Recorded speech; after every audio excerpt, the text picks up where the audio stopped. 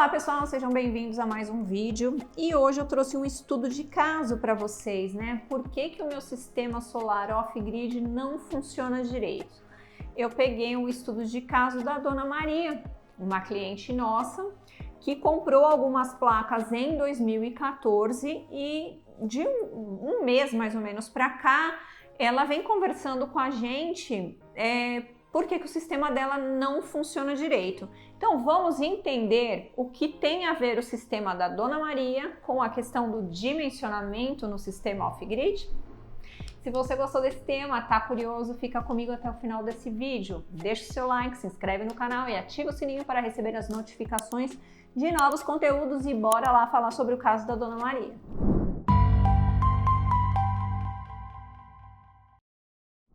Eu até fiz aqui uma colinha para comentar com vocês aqui o sistema da Dona Maria, né?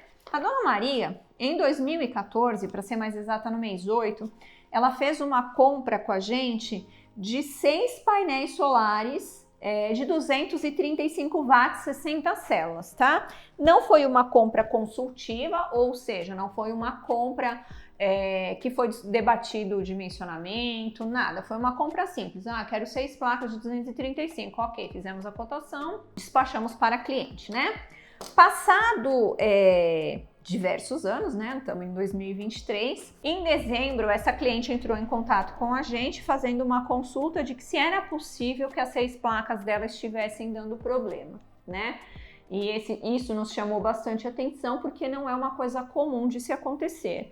Como eu já falei em diversos vídeos anteriores, se a instalação está bem feita e o dimensionamento está correto, a placa solar fotovoltaica é muito raro de dar problema, principalmente nessa questão de desempenho, geração. Então, se você tem lá a sua instalação feita de maneira adequada, se você respeita o dimensionamento, se você faz as trocas de bateria lá no prazo estimado, lá que é cerca de 3 anos de vida útil, e faz as limpezas periódicas nos painéis, é muito difícil que as 6 placas estejam dando problema, né?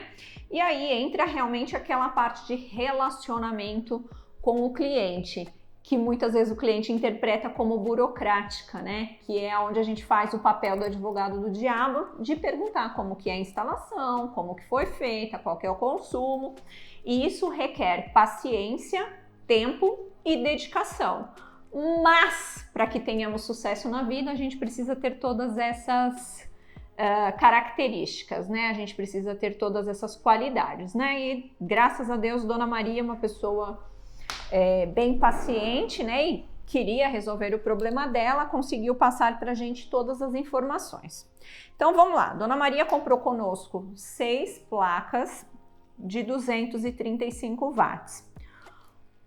Comprou com outra empresa 2 controladores de carga MPPT de 40 amperes, um inversor de senoide pura de 3.000 watts, 24 para 220. Então, já sabemos que ela montou o sistema para fazer o carregamento do banco em 24 volts.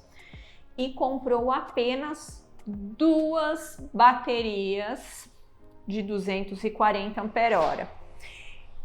Sem precisar ser um especialista em sistemas de energia solar fotovoltaica, já começamos a perceber que tem coisa errada aí, né?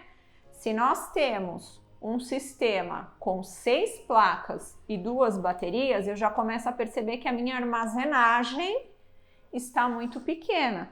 Então pode ser que a partir daí eu esteja tendo problema no meu sistema, né? Porque primeiro, vida útil das baterias, né? Armazenagem muito pouca, mas não podemos julgar por aí, né? Então, mas já levantou vamos deixar ticadinho aqui, né?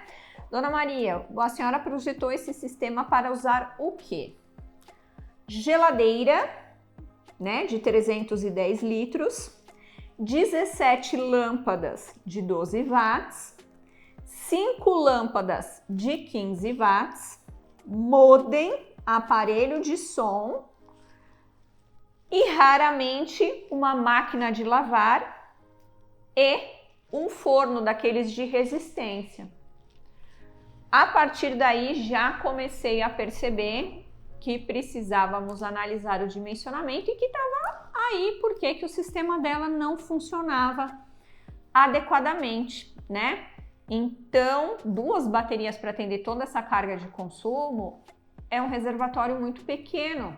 E precisávamos também verificar a questão da geração, porque lembre-se, pessoal, o sucesso de um sistema fotovoltaico off-grid é você ter a consciência de que a geração tem que estar em equilíbrio com o consumo e as perdas envolvidas no sistema, tá?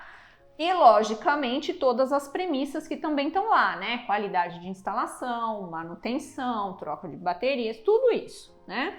Cabeamento, sistemas de proteção, né? Então, tem várias coisas que precisam ser analisadas, mas não estamos aqui discutindo isso. Estamos falando sobre o porquê que o sistema da Dona Maria não vem funcionando adequadamente, né? Então, o que acontece?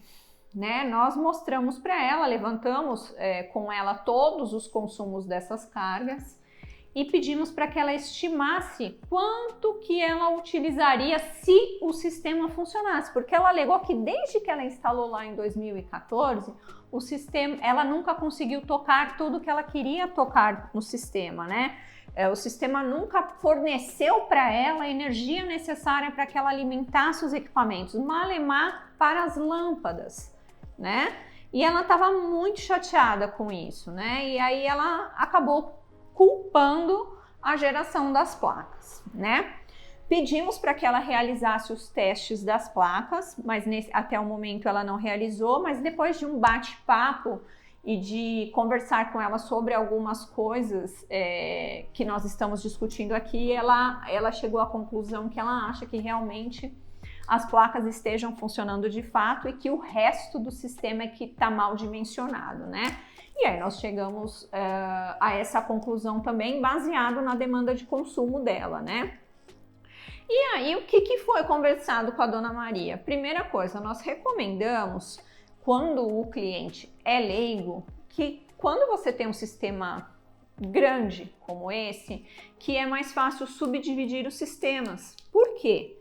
Porque em caso de falha, você fica mais fácil de entender aonde está o sistema, né?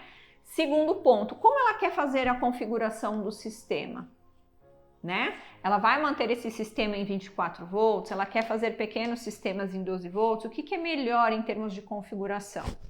Subdividir os sistemas. Tem um inversor só para todas as cargas de consumo. Se esse inversor der problema, a gente para o sistema da Dona Maria como um todo.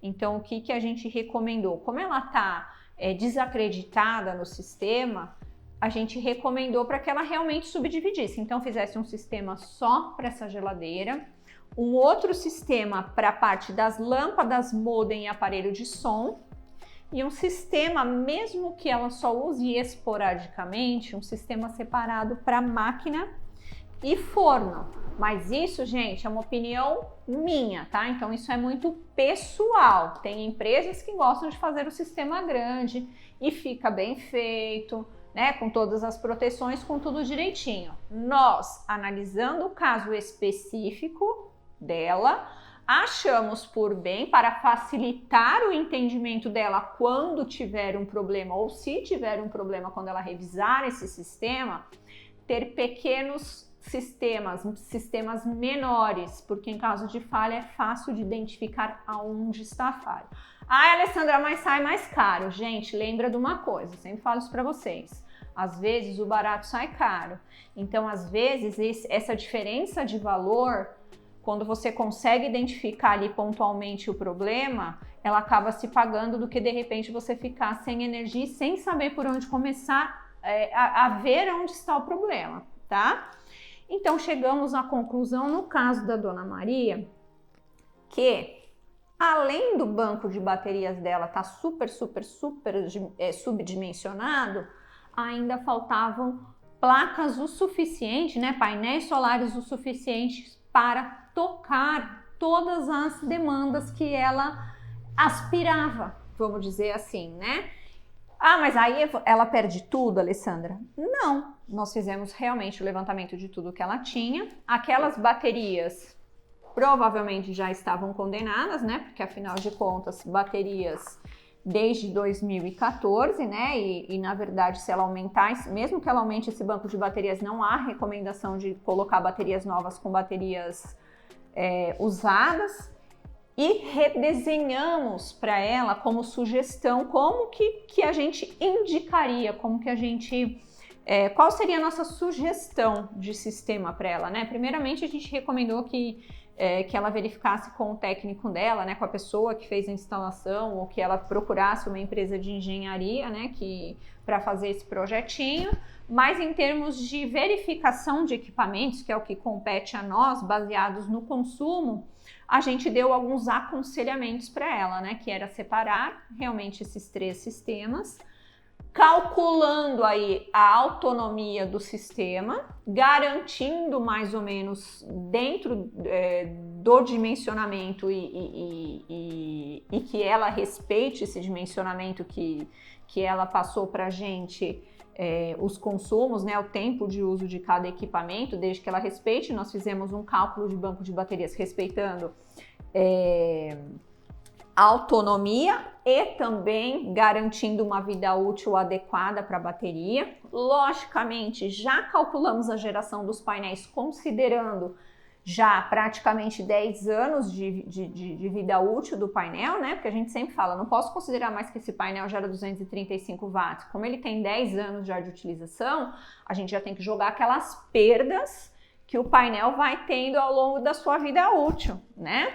E aí mostramos para ela que está faltando baterias, né? O banco de bateria dela está pequeno e continuam faltando placas. Então, exatamente por isso que o sistema dela não está funcionando adequadamente. Sugerimos para que ela fizesse a reorganização desse sistema e a subdivisão em sistemas menores, reaproveitando tudo que ela já tem lá, só modificando, melhorando e trazendo a consciência da importância do dimensionamento, né? Porque afinal de contas, ela quer usar a energia solar e a gente não sabe se ela tem de onde tirar essa energia. Então é importantíssimo que se trabalhe com a matemática, né? Com os dados de consumo e que se respeite isso, que é uma coisa que a gente sempre fala aqui. Então era isso, pessoal. Queria trazer esse assunto para vocês, para que mais uma vez a gente possa ter a consciência da importância de não ser imediatista quando a gente vai fazer um sistema fotovoltaico, que a gente tenha consciência da assertividade. E para que a gente tenha assertividade, a gente tem que parar tudo, respirar, fazer esse levantamento e entender que eu só vou ter sucesso com o meu sistema se eu entender como ele vai funcionar e me dedicar para que aquilo dê certo, né? A gente está vivendo hoje num mundo tão imediatista que a gente quer instalar o sistema, mas a gente não quer parar para pensar, para levantar carga, para informar para a empresa. No mundo que nós estamos vivendo hoje, isso é burocrático. Mas infelizmente, num mundo onde você não tem energia, que você precisa da energia solar, isso ainda é necessário, porque a hora que o sistema falhar, você vai querer que a empresa que te forneceu os equipamentos resolva isso de maneira rápida, imediata, né? Então, para que você não tenha essa dor de cabeça posterior, vamos fazer o planejamento de forma adequada. Tá bom, pessoal? Era isso que eu queria comentar com você, o estudo de caso da Dona Maria. Vamos tentar resolver aí com ela, para que ela reorganize esse sistema. E, obviamente, vamos torcer para que o sistema dela, para que ela fique feliz e satisfeita com o sistema dela funcionando de maneira adequada, porque é o que a gente precisa, né? Que os nossos investimentos respondam exatamente à expectativa que a gente colocou neles, não é verdade? Então, vejo vocês no próximo vídeo e um grande beijo!